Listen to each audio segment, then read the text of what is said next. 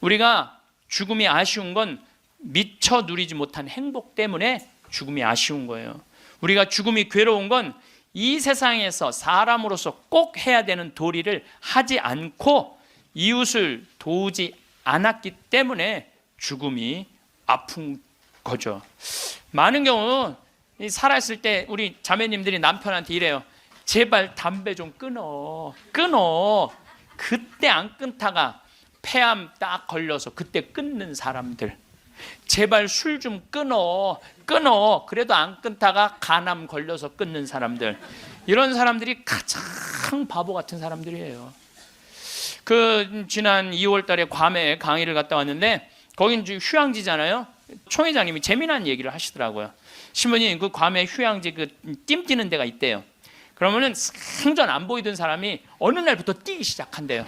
그럼 사람들끼리 서로 수군거린대요. 저 사람 의사가 당신 운동하지 않으면 죽는다고 얘기한 사람이다. 3개월 뛰다가 사라진대요.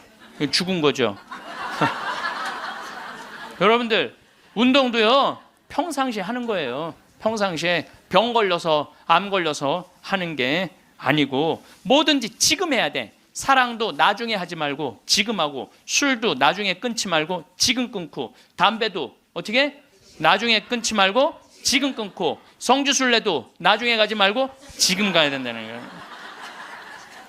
내가 신부 막 됐을 때 어머니 아버지 모시고 강릉 쪽으로 놀러를 갔는데, 하여튼 부부가 놀러를 왔는데 남자는 참 잘생겼는데 여자는 도저히 아닌 얼굴이야. 근데 남편이 나한테 사진을 찍어달라고 그러는데, 여보 이리 와. 그리고 아내를 탁 안는데 나 같으면 도저히 못 안을 것 같은데, 그 얼굴을 보고는 그 남편은 너무 귀중하게 아내를 안는 거예요. 그래서 사진을 찍으면서도 참 신기하다. 어떻게 저게 가능하지? 근데 한 50대 후반쯤 된 분들이었어요. 근데 제가 요즘 그 부부를 이해를 하기 시작을 해요. 요즘 그래서 그렇게 남편이 소중하게 대했구나, 이게 이해가 돼요. 왜? 가만히 생각을 해보니까 요즘 이렇게 우리 자매님들 이렇게 뭐 한 결혼 30년 된 자매님들 이렇게 보면은요, 그 남편한테 정성스럽게 하고 자식 잘 키우고 살림살이 내조한 그런 분들은요, 얼굴이 잘생기고 못생기고의 문제가 아니야. 남자가 이렇게 바라봤을 때, 그래 나하고 함께 인생을 같이 왔구나, 그 자체로 소중한 거야. 이쁘고 그게 상관이 없더라고. 요즘 이제 나이를 먹으니까 그게 이해가 되더라고요. 그래서 그렇게 끌어안고 참 웃으면서 그 아내를 바라봤구나. 사랑은요, 잘생기고 예쁜 여자가 하는 게 아니에요. 마음이 따뜻한 사람들이 하는 게 사랑이에요. 신부님, 저는 얼굴이 못생겨갖고 아무도 저를 바라봐주는 사람이 없어요. 여러분들, 얼굴이 못생겨갖고 아무도 자기를 사랑해주지 않으면 방법이 있어요. 자기가 자기를 사랑해주면 돼요. 자기가 자기를 사랑해주면 되잖아요. 남이 사랑해줄 때 기다리면 그거 힘들어요. 내가 나를 아끼고 사랑해주면 빛이 나면 사람들은 나한테 다가오게 돼 있는 거예요. 네, 우리가 항상 죽기 전에 후회를 참 많이 합니다. 사람들이 병들어서 자신에게 주어진 시간이 얼마 남지 않았다고 하면, 하느님, 만약 당신께서 다시 한번 저에게 생명을 허락하셔서 건강하게 된다면 훨씬 더 착하게 살고, 운동도 열심히 하고, 남들한테 희생도 잘하고, 성당도 열심히 다니겠다고 그렇게 자신과 약속하는 사람들 참 많아요. 그렇죠? 내가 본당 신부 때 키가 1m 한 74cm 되는 처녀 아이였어요. 키도 크고 얼굴도 이쁘고. 근데 아버지가 고엽제로 돌아가셨어요, 베트남에서. 근데 그때만 해도 이게 자식한테 물림을 당한다고 그랬는데 병원에서 유방암일 가능성이 있다고. 그래갖고 이제 검사를 해놓고 한 2주 후에 결과가 나오는 거야. 근데 그 2주 동안 너무 불안한 거야. 그래서 사제관을 찾아왔어요. 신부님, 너무 불안하다고. 나 암이면 어떻게 하느냐고. 나 아직 시집도 안 갔는데 아버지 그렇게 돌아가시고 어떻게 하느냐고 막 정말 눈물을 흘리면서 고통스러워하고 괴로워하는 그 아가씨가 있었어요. 그래 우리 기도해보자. 다 암이지 않을 수 있으니까. 그 2주일 후에 이 친구는 와갖고 너무 화난 얼굴로 신부님 암이 아니래요. 이 친구는 지금 거의 20년이 지난 지금도 아주 행복하게 잘 살고 지금도 1년에 한 번씩 나한테 인사를 와요. 여러분들도 병원에 갔는데 당신 암이라고 그러고 검사를 했어. 그 기다리는 기간 동안 여러분들 무슨 생각할 것 같아요? 결과 기다리는 동안 별 생각을 다 할 거예요. 내가 왜 이렇게 착하게 살지 못했을까? 만약에 내가 다시 살아난다면 마약도 더하고 일도 12시간씩 더하고 내가 미워하는 놈 끝까지 미워하고 이런 사람은 한 명도 없을 거예요. 그렇죠? 만약에 내가 더 다시 살아난다면 더 착하게 살고 더 기쁘게 살고 더 사랑하면서 살겠다고 100이면 100명 다 그렇게 결심할 거예요. 내가 만약에 암이 아니라면 이런 놈들 그때 내가 그 놈을 더 괴롭혔어야 되는데 더 미워했어야 되는데 만약에 이런 마음을 죽기 전에 다시 건강해진다면 그런 마음을 갖는다면 이런 사람이 지옥에 가는 거예요. 이런 사람이. 난 이런 사람은 없다고 생각을 해요. 우리가 죽음이 아픈 건 사랑하지 못하기 때문에 아픈 거예요. 우리가 죽음이 아쉬운 건 미처 누리지 못한 행복 때문에 죽음이 아쉬운 거예요. 우리가 죽음이 괴로운 건 이 세상에서 사람으로서 꼭 해야 되는 도리를 하지 않고 이웃을 도우지 않았기 때문에 죽음이 아픈 거죠. 많은 경우 살아있을 때 우리 자매님들이 남편한테 이래요. 제발 담배 좀 끊어. 그때 안 끊다가 폐암 딱 걸려서 그때 끊는 사람들. 제발 술 좀 끊어. 그래도 안 끊다가 간암 걸려서 끊는 사람들.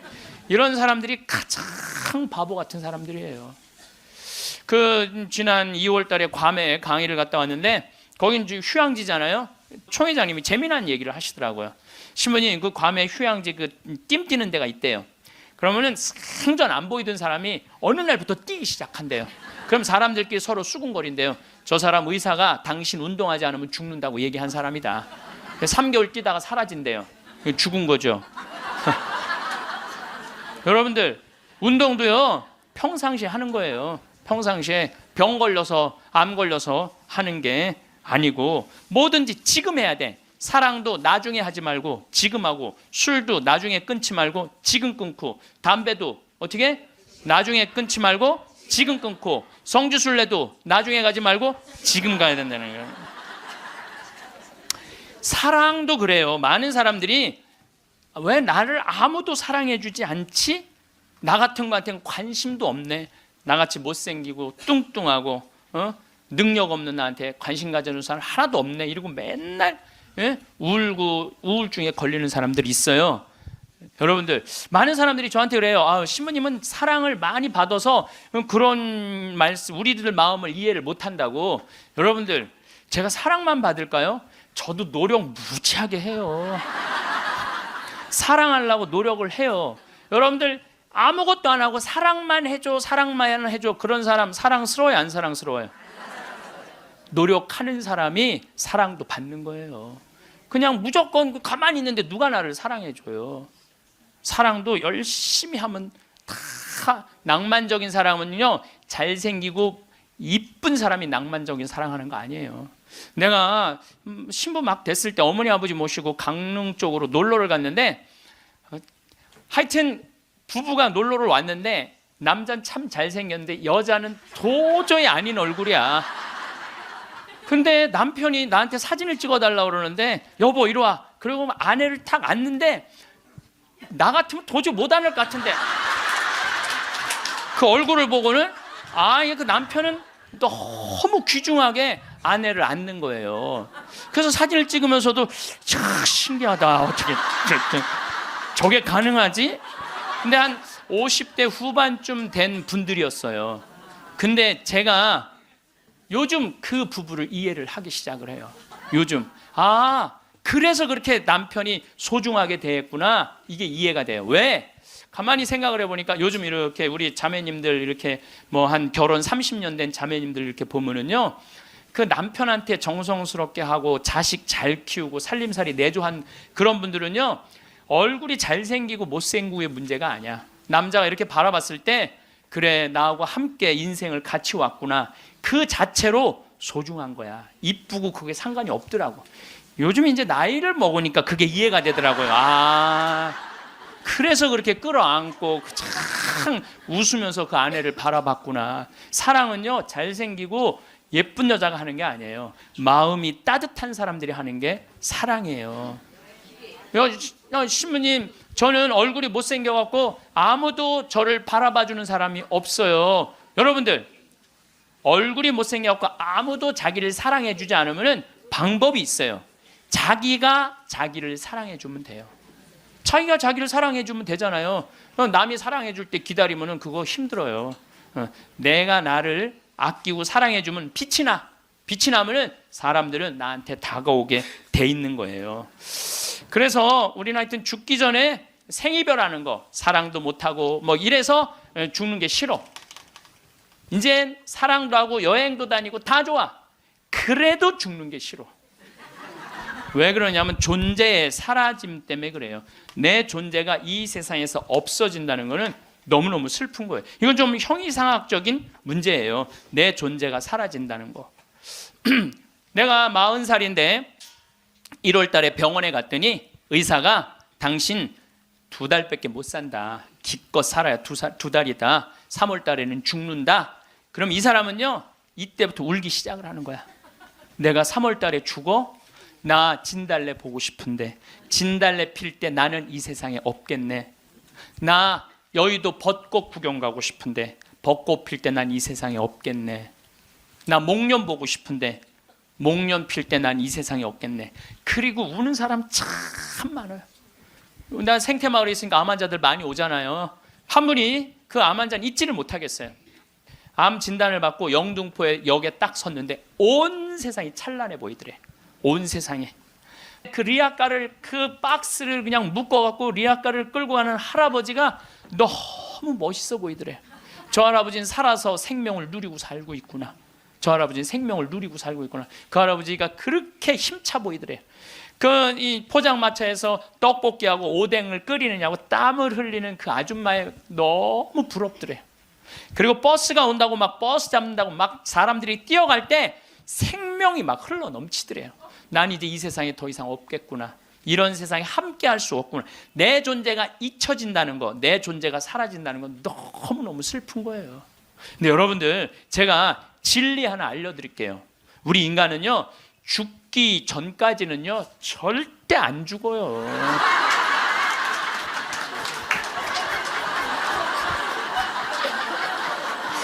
아직 죽지도 않았는데 청승 떨지 말라 이거예요. 죽지도 않았는데 청승 떨지 말라는 거예요. 근데 많은 사람은 아직 죽지도 않았는데 죽은 것처럼 사는 사람들 많아요.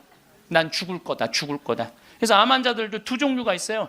살아있는 동안 즐겁게 살다가 죽는 사람이 있고, 아직 죽지도 않았는데 죽은 것 지금 죽다가 살다가 죽는 사람이 있다니까요.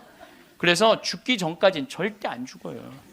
작년 8월 달에 우리 생태마을에 이제 우리는 암 환자를 더 이상 안 받습니다. 이 방송 보시는 분들 이제 더 이상 암 환자를 안 받아요. 왜 암 환자를 안 받냐? 우리 집은 사실은 암 환자들 치료 기관이 아니라 환경 교육하고 교우들 피정하는 집이에요. 근데 워낙 먹을거리가 좋고 이래서 내가 암 환자들을 받았는데 요즘은 피정하겠다는 분들이 너무 많이 와서 그분들은 전부 다 청주 꽃마을로 가라고 그래요. 거기 이제 암 환자 전문 기관이니까. 그래서 암 환자를 안 받는데 작년 8월 달에 암 환자가 또 왔어요. 근데 이 사람은 천주교 신자도 아니야. 천주교 신자도 아닌데 이 대장암이 걸렸는데 열어보니까 직장암이 걸렸는데 대장까지 다 퍼진 거야. 그래서 의사가 다시 덮은 거예요. 그리고 딱 왔는데 몸무게가 30kg야. 30kg. 30kg면은 항암을 못 한대요. 40kg가 넘어야지 항암을 한다는 거예요. 근데 이분이 2달밖에 못 산다고 그러는데 내가 2달 있다가 죽을 거라면 병원에서 죽고 싶진 않더래요. 그러니까 2달 동안 먹지도 입지도 못했던 거야. 이 자매가. 그래갖고 이제 생태마을에 8월 달에 온 거야. 우리 생태마을에 머물고 싶어갖고. 경치 좋은 데서 개신교 신자야. 하나님 찬양하고 죽겠다고. 그래갖고 이제 내가 이제 만나러 나가려고 그랬더니 직원들이 신부님 받지 말라고. 지금 방이 예약이 이미 10월, 11월 달까지 다 차가고 그분이 받으면 안 된다고. 절대 받지 말라고 그러는 거예요. 내가 또 마음이 약해갖고 잘 받거든요. 그러니까 이제 직원들이 이제 그 마음 약해질까봐 받지 말라고. 근데 내가 딱 마당에 나가서 그 자매를 딱 봤는데 이뻐.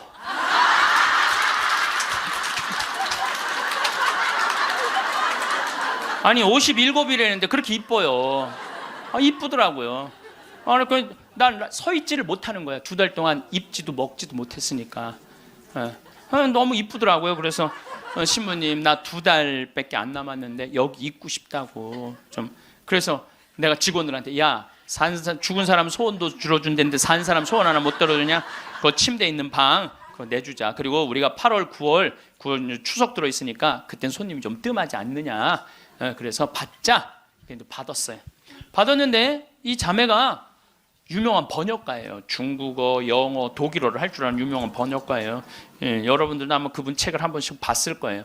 근데 어쨌거나 우리 집에 와서 2달 동안 밥도 못 먹었다는 자매가 병원에서 우리 집에서는 밥을 나보다 더 먹는 거야.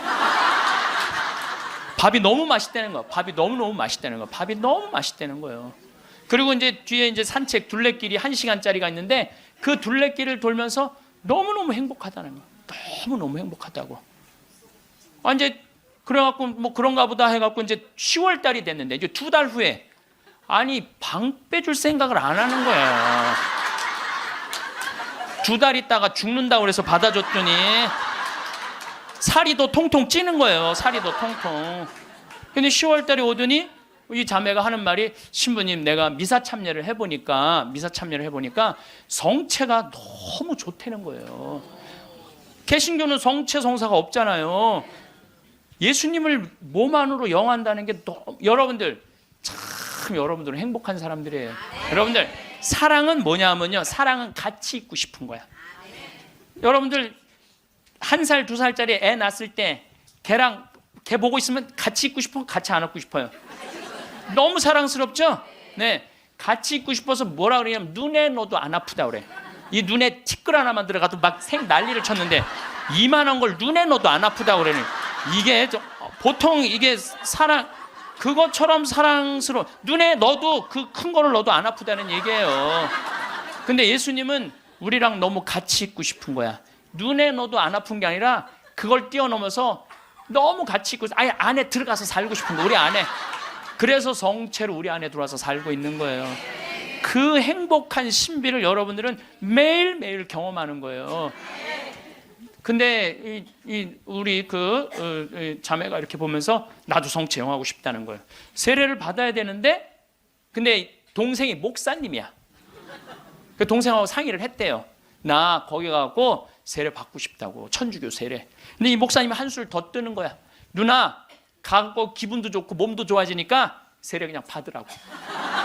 천주교 큰 집이나 마찬가지니까 세례 받으라고. 그래갖고 이제 데레사로 세례를 줬어요. 데레사로. 그러니까 데레사가 이제 매 시간마다 나한테 와서 강의 듣잖아. 앉아갖고. 근데 똑같은 걸 듣는데도 똑같이 웃기대. 그 자매가. 웃지, 밥 먹지, 공기 마시지, 예수님 먹지. 좋다는 건 다 하는 거, 좋다는 건 다 하는 거예요.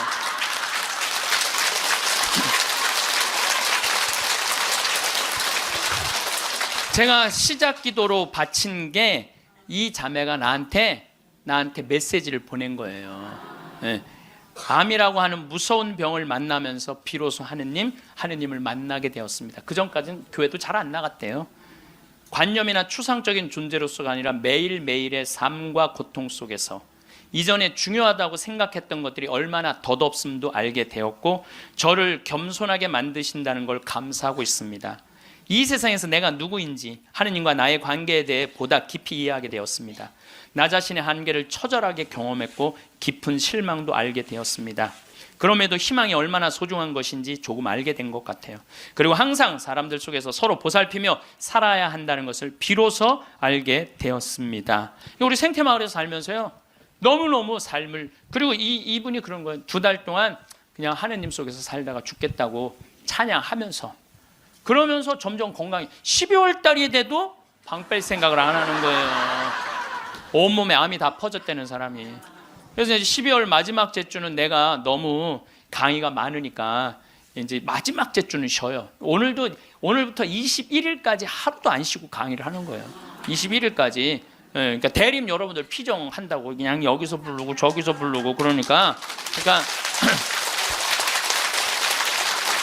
근데 예수님 너무 힘들어. 그래서 25일부터 30일까지는 제가 쉬어요. 근데 쉬면서 이제 평창에 이제 오늘도 새벽에 눈이 와갖고 그냥 직원들이 눈을 다 쓸었거든요. 그래서 이제 마지막 주 쉬면서 집에서 뭐 할 일이 별로 없잖아요, 또. 그러니까 우리 직원들한테 저녁 먹고 야, 영화 보러 나가자. 우린 또 영화를 보려면 원주로 나가야 돼.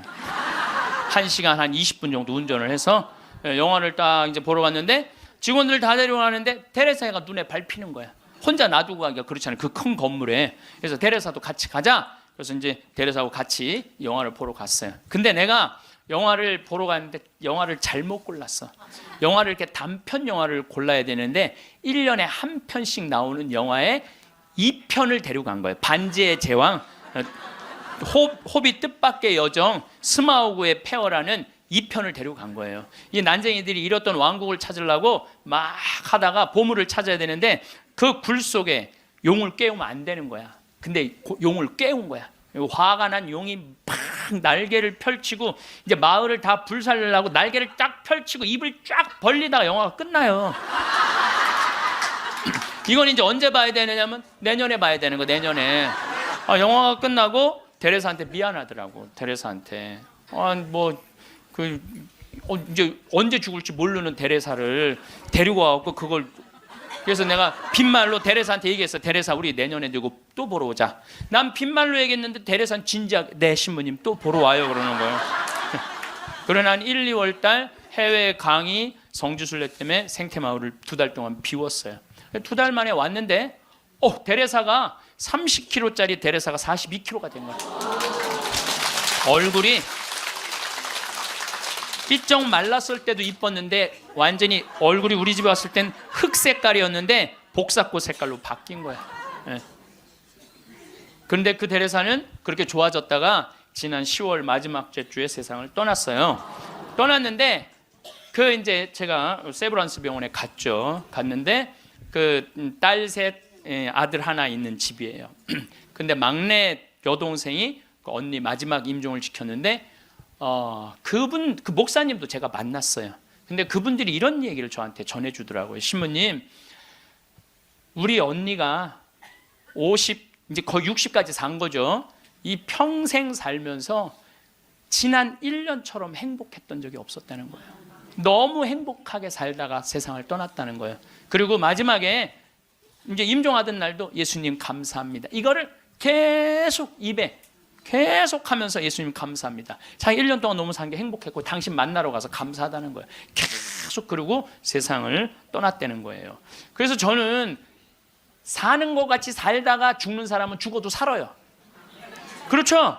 근데 이 세상을 죽는 것 같이 사는 사람은 죽어도 죽어요. 죽어도 죽는 거예요. 그래서 데레사가 그렇게 참 예쁜 모습으로 세상을 떠나는 걸 보면서 우리가 오래 사는 게 문제가 아니야. 사는 날까지 즐겁게 사는 게 행복한 거예요. 우리 그 데레사가 마지막에 나한테 보낸 메시지가 있어요. 내가 끝기도에 할 거지만 지금 다시 한번 읽어드릴게요. 누군가 제게 제일 좋아하는 게 무엇이냐고 묻는다면 즉시 하늘을 바라보는 것이라고 답할 거예요. 우리 생태마을에서 이렇게 하늘을 바라보는 모습이 너무너무 행복했대요. 하늘이 파란 하늘을 바라보는 게. 새벽 하늘, 해질녘, 하늘 낮과 밤의 하늘을요. 하늘은 늘 자유롭고 무한하며 아름다워요. 하늘을 보면 주님께 삶을 주신 그 사랑에 감격해서 울고 싶고 웃고 싶어요. 하늘을 바라볼 수 있게 하신 그 사랑이 감사합니다. 라고 이렇게 나한테 아름다운 많은 시들을 보내면서 번역가였으니까 이렇게 해서 이제 데레사는 세상을 떠났어요. 여러분들 죽음을 미리 앞당겨서 죽지는 마세요. 살아있는 동안 삶을 즐기고 죽을 때 죽음을 받아들이는 훈련이 필요합니다.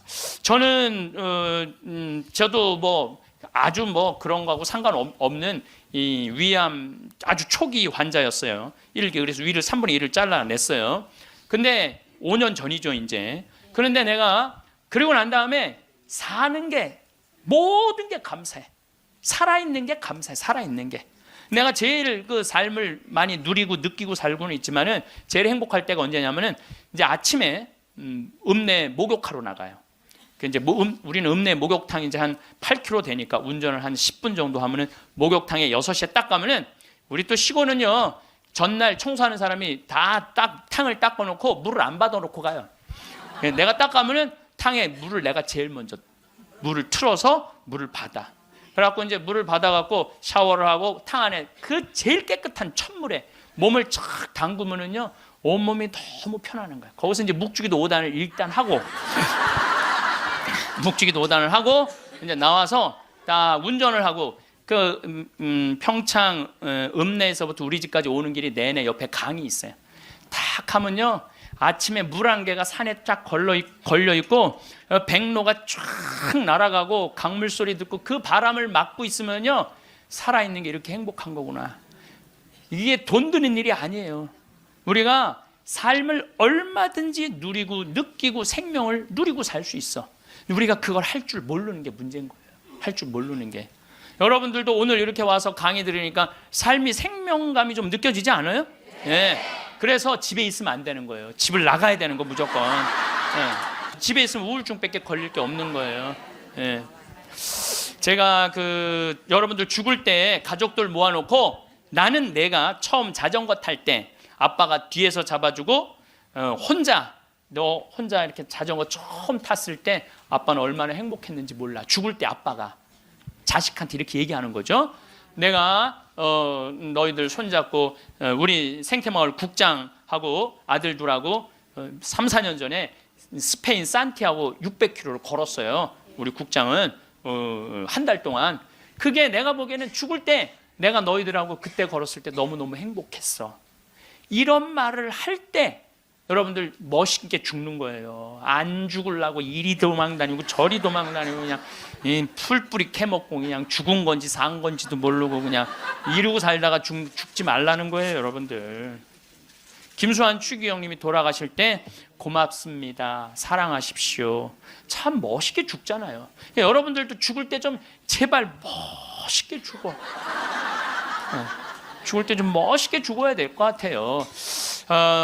내가 지난 6월 달에 필라델피아에 강의를 갔었어요. 강의가 끝나고 이제 버지니아로 옮겨가려고 그러는데 이 기차를 타고 가려고 그러는데 젊은 부부들이 뭐 젊었다고 그래야 한 45, 6 된 부부들이 신부님 저희들이 모셔다 드릴게요. 뭐 뿌레젤이라는 가게를 하는 분이에요. 아니 가게는 어떻게 하고? 직원들이 알아서 해요. 뿌레젤이라는 건 뭐냐면은 밀가루에다가 소금 넣어서 굽는 빵이에요. 이게 하나에 300원이야. 그걸 5개를 묶어요. 그래갖고 그게 그냥 필라델피아는 흑인이 많이 살아요. 그걸 먹고 허기 우리 김밥 같이 먹는 거야. 김밥 같이. 예. 그래서 이제 그럼 고맙다고 한 3시간 반, 4시간 걸리는 거리니까 차를 타고 가는데 이런 얘기, 저런 얘기, 이민 중에 어려웠던 얘기, 행복했던 얘기 많이 하는데 참 그 두 부부가 나한테 기가 막힌 얘기를 해주더라고요. 한참 뿌레젤을 구워서 팔면서 대출도 갖고 그러는데 하루는 완전히 늙은 흑인 하나가 찾아왔대요. 그러니 뿌레젤 300개를 주문을 하더래요. 그래서 내일 갖고 갈 거냐? 그랬더니 아니 오늘 갖고 갈 거야. 아니 당신 2시간이나 기다려야 되는데 기다릴 수 있느냐? 난 기다릴 수 있다고 그러더래. 직원들이 막 눈총을 주더래요. 미국은 다 예약 문화거든.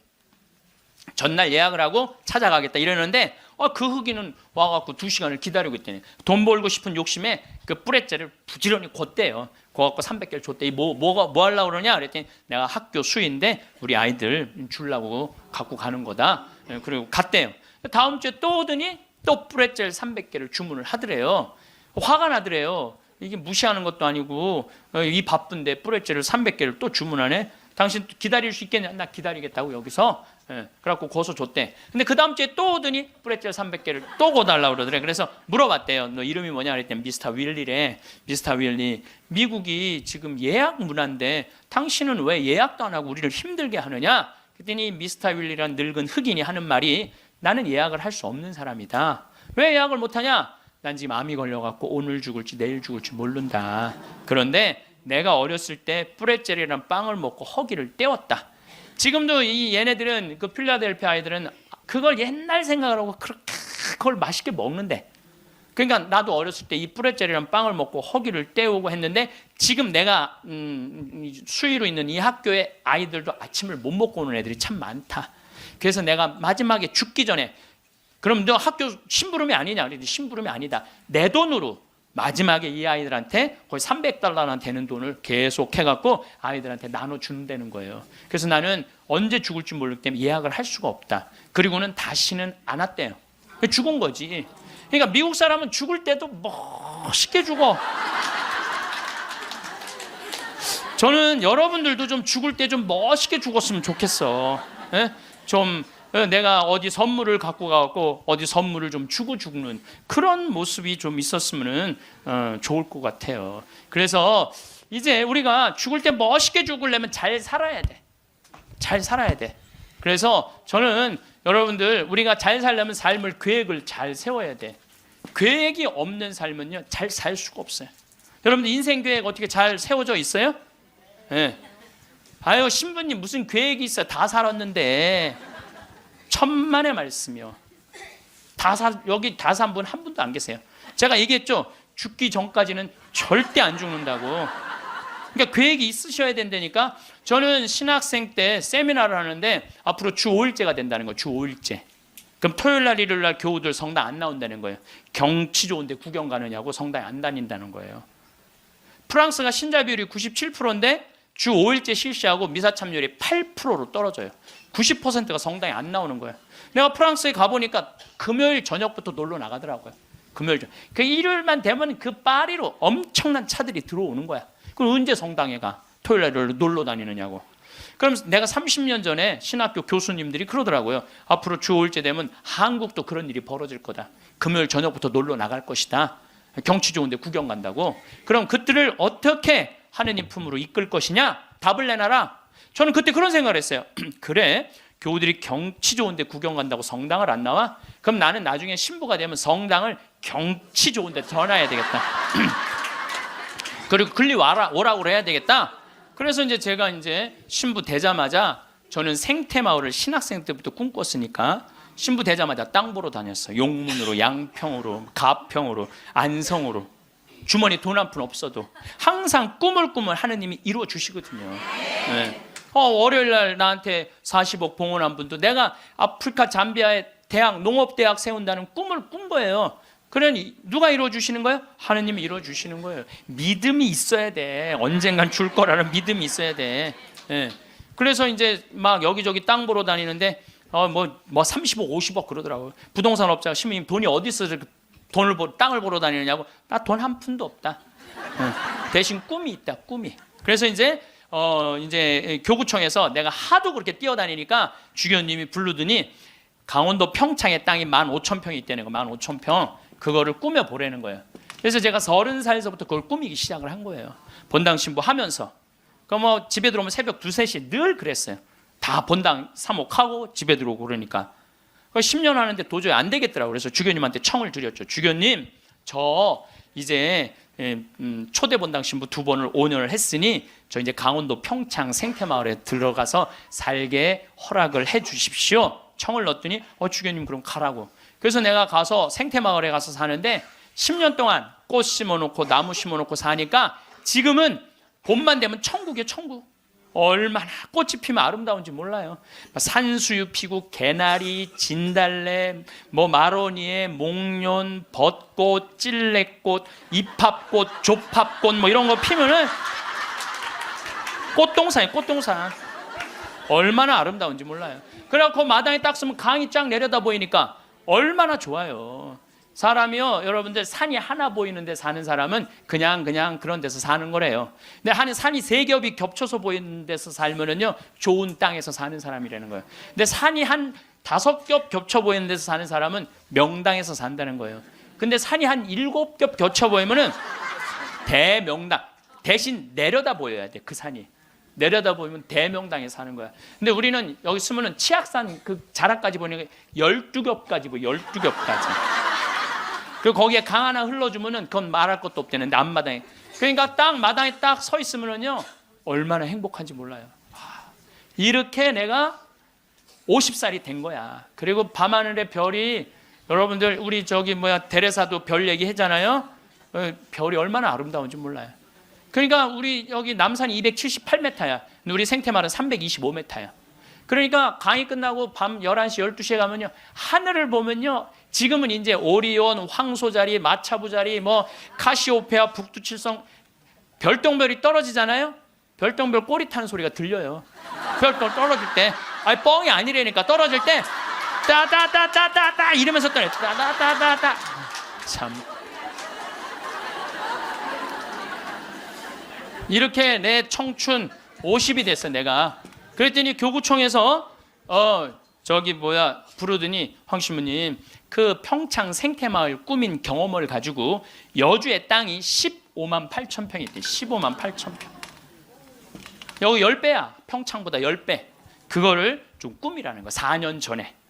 그래갖고 내가 여주 이제 군청에 들어갔더니 신부님 거기는 안 되는 데라는 거예요. 안 되는. 왜 안 되느냐? 여기는 수질관리 지역이기 때문에 한강이 2km밖에 안 남았기 때문에 여기는 이렇게 큰 건물을 허가를 해줄 수가 없다는 거예요. 난 너무 하고 싶은데 허가 받을 수 있는 길이 뭐냐? 그랬더니 국회에 올라가래. 국회에서 해결해 줘야 된대. 우린 또 그렇게 되면 바로 해요. 국회 갔어요. 그래갖고 해당 지역 국회의원을 만났어요. 나 우리나라 국민들이 맨날 먹고 마시는 데만 있는 게 아니라 정말 정신적으로 쉴 수 있는 공간을 만들고 싶다. 그래서 여기 하고 싶다. 그랬더니 국회의원이 딱 보더니 신문 이거 안 되는 거라고. 근데 한마디 했어. 내가 안 되니까 여기 왔지 되면 오겠냐고.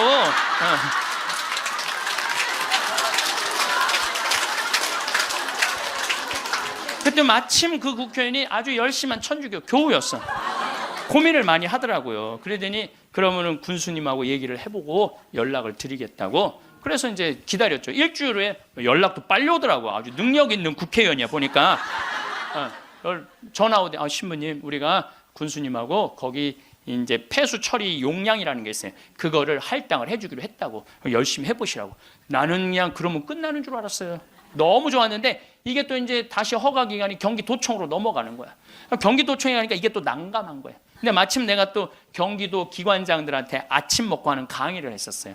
도지사 있고 법원장, 경찰청장, 무슨 세무서장, 국회의원들, 무슨 시장들 다 모였는데 강의를 아침에 하는데 끝나고 난 다음에 도지사님이 차 한 잔 마시자고 그래서 마시면서 이 도지사님이 그러더라고요. 신부님 되게 기관장들이기 때문에 아침 먹고는 다 간대. 근데 끝까지 들은 게 신부님이 처음이라는 거야. 신부님 너무너무 우리한테 유익한 강의를 해줘서 너무너무 감사하다고. 혹시 필요한 거 있으면 말을 하라고. 내가 필요한 거 있다고. 나 필요한 거 있다. 내가 지금 여주의 생태마을을 꾸미는데 이게 너무 힘들다. 그랬더니 딱 도지사님 다 알아듣더니 바로 환경국하고 얘기를 하더니 행정실장 부르더니 일사천리로 그 자리에서 또 군수님한테도 전화해갖고 신부님 하는 일 도와주라고. 그래서 너무 나는 또 그러면 끝나는 줄 알았어. 그랬더니 그거보다 더 어려운 기관이 뭐냐면은 한강유역관리청이에요. 거기서 부정적인 의견이 나오면 안 되는 거예요. 거기 갔는데 안 된다는 거예요. 다 안 된다는 거 하여튼 다 안 된다는 거예요. 갔는데 그 이제 판시관이 7급 공무원인데 여자야. 남자는 이렇게 쑤시고 저렇게 쑤시면 어떻게 되는데 여자는 어떻게 할 길이 없잖아요. 그래갖고 신부님 여기는 안 되는 이유를 쭉 설명을 하더라고. 그런데 난 여기 너무 하고 싶다. 생태 공원도 조성하고 맨날 내가 프랑스 떼제 공동체를 가보니까 한 주에 3,000명씩 와서 피정을 하고 가는 거예요. 한 주에 3,000명. 그러니까 걔네들은 정신적인 훈련을 너무너무 많이 하는 거예요. 근데 우리나라는 그런 데가 거의 없는 거야. 그래서 우리 천주교 교우들도 그래서 저 여주는요 피정 기간이 월요일부터 주일이야. 일주일 동안 하는 거야. 일주일 동안. 그래서 찬송도 하고 미사 참례도 하고 강의도 듣고 밭에 나가고 잠깐 일도 하고 이런 얼마나 여러분들 시간 많잖아. 그러니까 가격은 최대한 낮추면서 우리 교우들이 그런 정신적인 걸 하고 싶다. 그랬더니 신부님 사실 저는 신자도 아니고 우리 엄마 아버지도 신자가 아닌데 신부님 우리 엄마 아버지가 평화방송만 본다는 거예요. 신부님 강의만.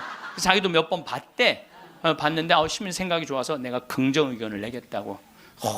넘을 산을 다 넘은 거야. 얼마나 행복한지 몰라요. 그런데 진짜 큰 산이 하나 있더라고. 주민들이 결사 반대하는 거예요. 주민들이 한 105호 정도 되는데 그 부평리 주민들이 안 된다. 결사 반대는.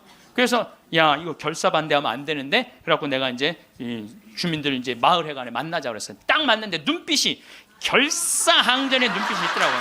결사항전의 눈빛이. 그래서 그러면 한번 왜 반대하시는지 말씀을 해보라고. 근데 여러분들, 우리가요 협상을 할 때는요 먼저 말하면 안 돼요. 항상 상대방이 어떤 지금 기분으로 반대를 하는지 얘기를 들어봐야 돼. 그래서 내가 또 생명을 살리는 말씀 말 작년에 강의할 때 대화하는 방법 알려줬잖아요.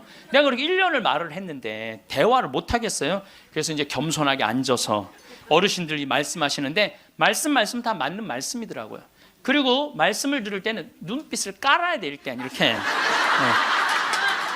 그리고 말씀할 때마다 어떻게 고개를 끄덕여야 돼요.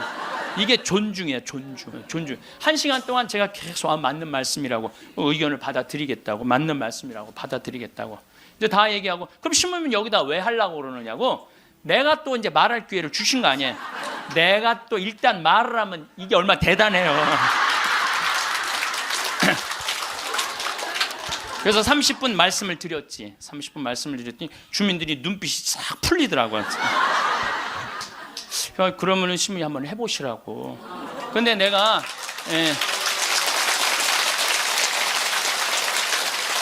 그걸로 끝나서는 안 될 것 같아. 그래서 저는 강원도도 이런 생태마을을 하는데 내가 주민들을 초청하고 싶다고 초청을 해서, 이런 생태, 이게 나쁜 게 아니고 정말 생명을 살리고 싶은 그런 마음으로, 건강한 먹을거리를 만들고 싶은 마음으로 하는 거니까 한번 와서 보시라고. 이제 주민들을 이제 우리 생태마을에 모셨어요.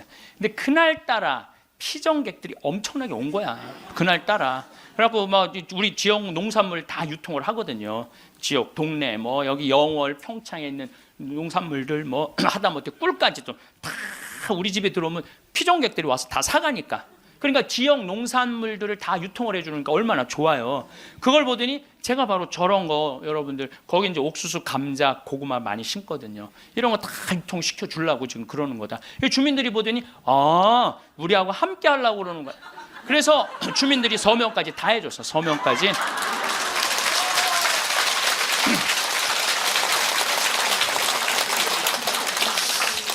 나는 보통 텔레비전 보면 막 반대할 때 막 결사 반대, 막 피 같은 거 막 써놓고 막, 그리고 서로 막 죽기 살기 까무러치기로 싸우는 거 보면 이해가 안 돼. 왜 말로 하면 될 걸 왜 싸우는지 이해가 안 가. 나도 양보할 걸 많이 양보를 했어요. 왜냐하면 거기에 주민들이 나는 그 산을 좀 넓은 농토를 하려고 하는데 산을 보존해 달라고 그러더라고. 맞는 말씀이잖아요. 그래서 산 보존하는 걸로 하고, 이제 거기서 이제 말을 좀 해서 이 사람이 말을 타면은요, 그 말을 키우고 싶은 이유 중에 하나는, 왜 말을 키우고 싶으냐면 장애자들이 말을 타면은 이 치료가 굉장히 좋아요. 그래서 장애인 협회에서 나한테 와갖고 신부님 말을 좀 하면은 말 탈 공간이 없다는 거예요. 지금 수도권은 너무 비싸고, 근데 여긴 땅이 15만 8천 평 아니야. 15만 8천 평. 그러니까 좀 해달라고 해서 그거 하려고 그랬는데 말 똥 냄새가 마을에 오면 불편하다. 그것도 내가 포기했어요. 그러니까 원하는 걸 다 해준 거죠. 내 것만 한데, 협상이라는 거죠. 내 걸 포기하는 게 협상이에요. 그래갖고 이제 아마 내년부터 이제 이 생태마을을 이제 꾸미게 될 거예요. 그러니까 난 60살까지 일이 기다리고 있는 거야. 60살까지. 남들은 60살 되면 명퇴한다, 조퇴한다 그러는데 나는 일이 기다리고 있으니까 얼마나 좋아. 사람은요, 꿈꾸는 사람이 행복한 거예요. 꿈꾸는 사람이. 여러분들 과거에 매달린 사람 불행한 사람. 과거. 내가 그때 이 인간을 만나지 말았어야 되는데. 여러분들 그거 후회해봐야 그 인생 돌이켜져요? 돌이켜지는 게 아니에요. 우리가 과거에 매달린 사람이 우울증에 걸린다니까요. 그때 내가 삼성전자 주식을 사뒀어야 되는데 3만 원 할 때 사뒀어야 돼. 3만 원 할 때 3만 원 할 때 사뒀으면은 지금 150만 원 왔다 갔다 하잖아요. 3억 저기 막 3억 원어치 사놨으면 150억 된 거 아니야. 150억. 여러분들 아까도 말씀드렸지만 과거에 집착하는 사람은요 불행한 사람이에요. 과거에 매달린 사람은 불행한 사람이에요. 미래를 꿈꾸는 사람이 행복한 거예요. 미래를 꿈꾸는 사람. 계획이 있어야 된다는 거예요. 삶에는 계획이 있어야 된다는 거예요. 그래서 여러분들은 어떤 계획을 갖고 계시냐, 이 자세한 얘기는 다시 다음 시간에 하겠습니다. 제가 우리 대레사가 이게 거의 마지막 한 달 전에 저한테 보낸 거예요. 이제 혼수 상태로 들어가기 전에 보낸, 아까 읽어드린 걸로 마침 기도를 바치겠습니다. 성부와 성자와 성령의 이름으로. 누군가 제게 제일 좋아하는 게 무엇이냐고 묻는다면 즉시 하늘을 바라보는 것이라고 답할 거예요. 새벽 하늘, 해질녘 하늘, 낮과 밤의 하늘을요. 하늘은 늘 자유롭고 무한하며 아름다워요. 하늘을 보면 주님께 삶을 주신 그 사랑에 감격해서 울고 싶고 웃고 싶어요. 하늘을 바라볼 수 있게 하신 그 사랑에 감사합니다. 오늘 강연 어떠셨나요? 오늘도 황창현 신부님께서는 우리에게 많은 지혜의 말씀을 나누어 주셨습니다. 신부님의 말씀을 따라 살아가다 보면 우리의 남은 인생도 더욱 아름답고 행복하게 가꾸어 나가실 수 있으리라 확신합니다. 오늘은 나이 들수록 품격 있고 귀티나게 살아가는 사람들의 특징에 대해서 말씀드리겠습니다. 첫 번째, 꾸밈 없는 자연스러움입니다. 세상이 급변하는 시대에 살아가고 있으면서도 트렌드에 뒤처지지 않으려는 욕구는 나이 들어도 마찬가지일 겁니다. 이러한 변화를 따라가기 위해 많은 사람들이 최신 유행에 발맞춰 스스로를 가꾸려고 노력합니다. 그러나 귀티나는 사람들은 이와는 조금 다릅니다. 그들은 최신 유행에 민감하게 따라가기보다 자연스러움을 꾸밈의 원칙으로 삼습니다. 자연스러움은 단순히 외모적인 부분에만 국한된 것은 아닙니다. 그것은 일상생활 모든 면에서 배어나오는 태도와 사고입니다. 귀티가 철철 흘러넘치는 사람들은 주로 자신의 외모를 최대한 자연스럽게 유지합니다. 이는 화장이나 패션뿐 아니라 자신의 몸에서 자연스럽게 나타나는 노화의 흔적들까지도 포함되는 개념이지요. 그들은 자연스럽게 생긴 주름이나 흰머리를 전혀 부끄러워하지 않습니다. 오히려 그것을 자신의 경험과 지혜의 상징으로 받아들입니다. 나이 든 모습을 굳이 애써서 감추려 하지 않는 태도 덕분에 주변 사람들에게 긍정적인 에너지를 선물합니다. 그들의 생각이나 행동, 그리고 그들이 내뿜는 에너지 모두가 인위적이지 않고 자연스럽기 때문이지요.